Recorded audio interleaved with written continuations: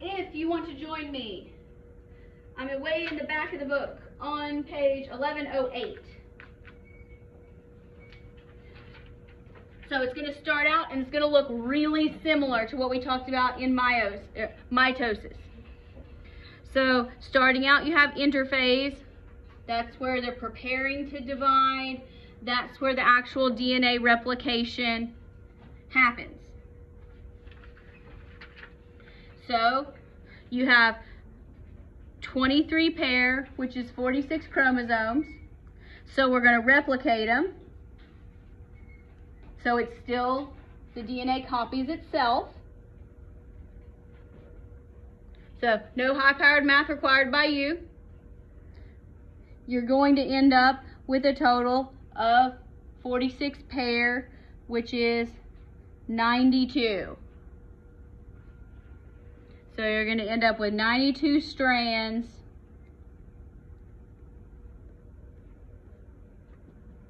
of DNA. So Meiosis One goes right along with mitosis. There's really not much that's going to change.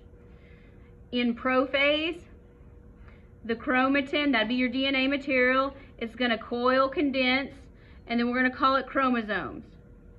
The nucleus is going to break down, spindle's going to form, and our chromosomes are going to line up with their partners.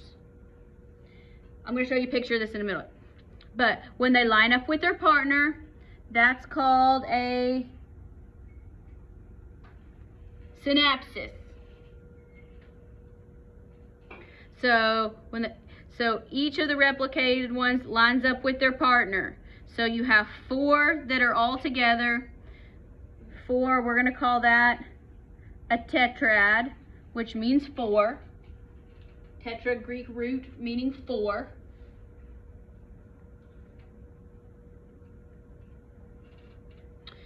Here's the only thing that is different in the first part of meiosis in prophase than in mitosis.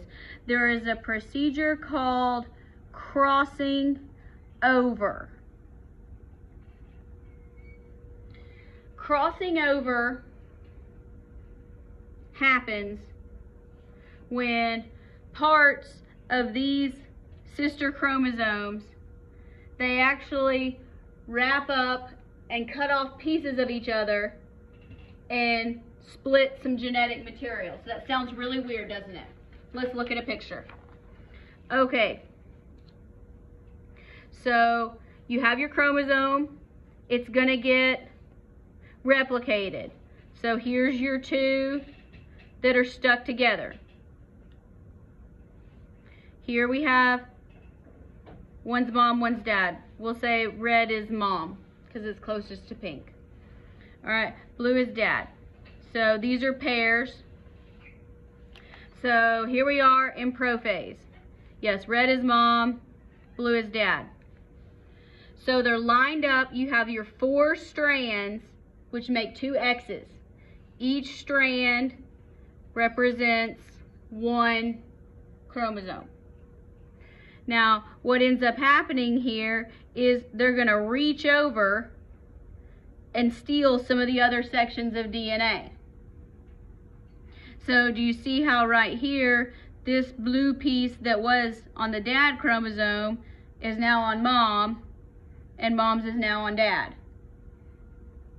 I think it's really cool. This does not occur in any other place in the body other than in sex cell formation. Example of how you might see this. Has anybody ever had like something that, well, let's say it skips a generation or something? Someone will say like, oh, nobody's had red hair in 2 generations, and then you have like a nice, beautiful redheaded child. We're like, well, where is it? Probably exchange of genetic material somewhere. But also another reason that my son can look like my dad, or my daughter has traits from my husband's parents. There's some crossing over there that happens. So That's what crossing over means. Exchange of genetic material. This is before things start to divide. So we're replicated and we're paired up. 1, 2, 3, 4 in the tetrad. With me so far? My paper's off. Oh, it is off. That's better. Thank you. I messed it up. All right, metaphase. Metaphase stays short, just like before. All they're going to do is they are going to line up, and when they line up, they're going to line up randomly. So mom may be on one side, dad may be on the other, then we've got their switched genetic material. So again, all this is to encourage genetic variation.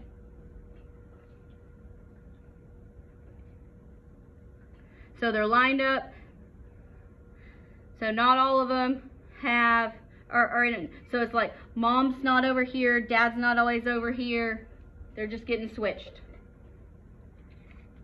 Otherwise, if that didn't happen, every child would look the same. I don't know if you have children, if your children look exactly the same unless they are identical twins. Mine do not. Mine do not. All right. Anaphase 1 are homologous chromosomes. That would be our 2 joined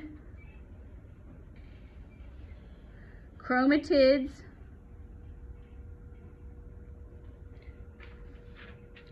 That would be our X's. So our X's, they've lined up, and then they're going to get pulled to one side of the cell. Just like that's what happens in mitosis. So we're still pulling to one side of each cell. Telophase 1 happens, so we get new nuclear membrane. So nucleus comes back. I can show you if you want the picture. Here's the photo. Nucleus comes back. There's the nucleolus.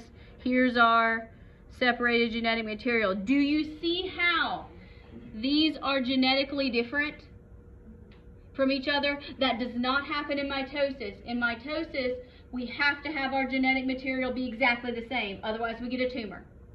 That does not happen in meiosis gamete formation. We want them to be different. So each one of these is different. That's the major take-home message.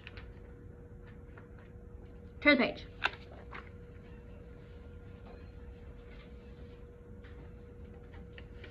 So, the spindle breaks down, the chromosomes unwind, and then, depending on whether it's a sperm or an egg and where you are in the process, there may or may not actually be division into 2 separate daughter cells. So at the end of Meiosis 1, you might not have complete cells, but you will always have 2 complete nuclei. So the nuclei will be separate. The cytoplasm may or may not fully separate, kind of depends on where you are in the process. Now,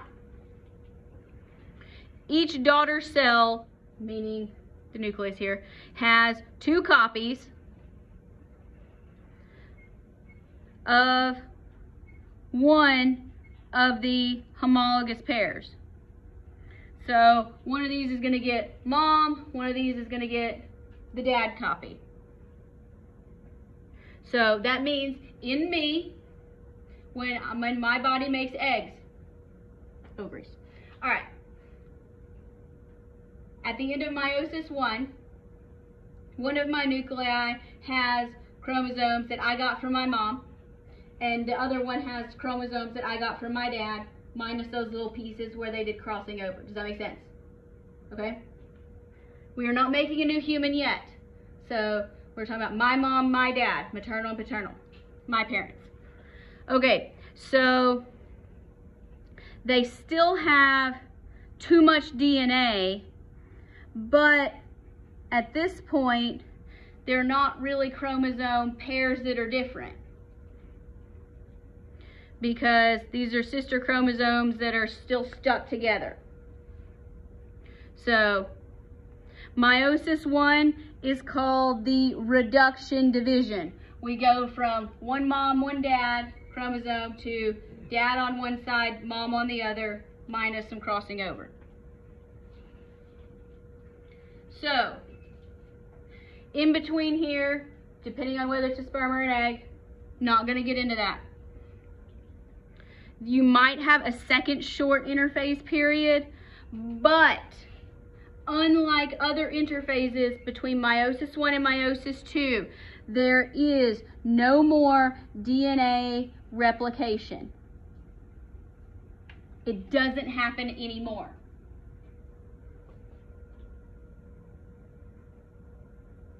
Because we're trying to reduce the amount of DNA we have. So then we're going to split the nucleus again. So we have not replicated our DNA. So then we go directly into meiosis two. So this is the second prophase, prophase 2. The nucleus is going to break down. Our DNA is going to coil up and condense, so it's going to look like the X's again. Spindle's going to form. Nothing really new happening here. So here we are, prophase 2. We've got our DNA. It's nice and wound tight. There's the spindle where it's going to be pulled apart. Then we go into metaphase. They're all lined up. Now, in Metaphase 2, these two joined ones, that would be the X's. They look like X's. They're called dyads. Before they were tetrads because we had 4. Now they're dyads because we only have 2. 2 strands. 2 strands make one X. So they're going to, again, line up on the equator. Here they are. They're lined up in the middle. There's 2 of them. So 1, 2, 1, 2, 1, 2. That's a dyad. Then Anaphase 2, those are going to split apart, and our individual single chromosomes are going to split. So the X's completely break apart. So here, X's are gone. The glue that was holding them together, so they're going to look like the V, gets pulled apart.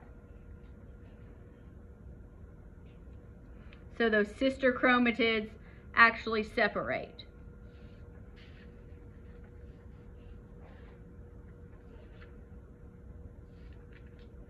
After they separate, moving into Telophase 2, nucleus comes up again, spindle breaks down. Here we actually do complete cytokinesis, so we are going to fully separate the cytoplasm. So here we go, nucleus forming again, DNA will eventually unwind, so we are going to separate again.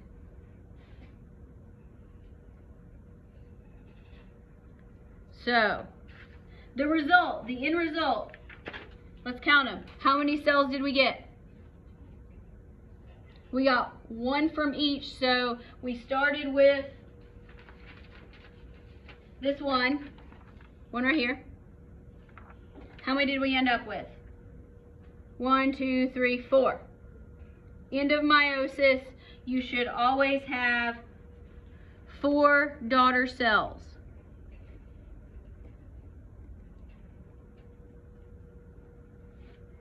Each one of these 4 is haploid, meaning it has 23 strands only, no pairs. Haploid, half a human. And each one of these 4, I'll bring the picture back up in a little bit, is genetically different.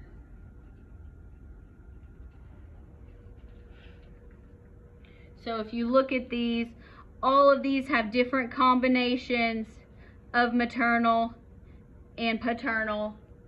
You can see some evidence where there was crossing over. This is a good thing. This is what they want to happen. We want genetic variation. So, no two gametes are ever going to be exactly alike. They're all going to be different from their original single mother cell. Now, the difference in males and females, and this is all we'll say about that. You'll cover this more specifically in AMP2 when you actually cover chapter 28. But in spermatogenesis, so in a biological male, at the completion of Meiosis 2, there are 4 daughter cells, just like there should be, and all 4 can make a human. All 4 are viable. So 1 germ cell, you get 4 living sperm.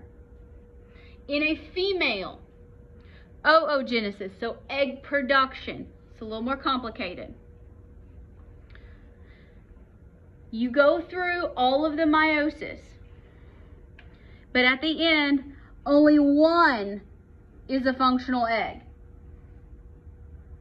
The functional egg is known as a viable oocyte, and then you end up with 3 daughter cells that are non-functional. They will not make a human, and we call those polar bodies.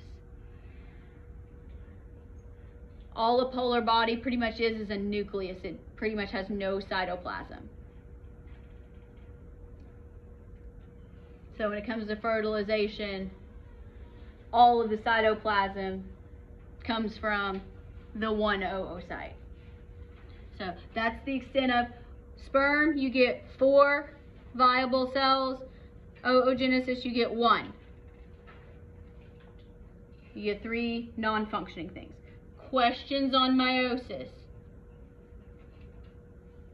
So they're just different enough to make things really confusing.